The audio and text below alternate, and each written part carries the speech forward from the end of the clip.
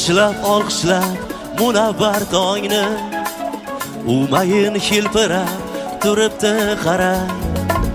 Bu keser miltirgan jumla jahonni, yurtim bayrog'ida porlar to'rt xil rang. Yashil rang abadiy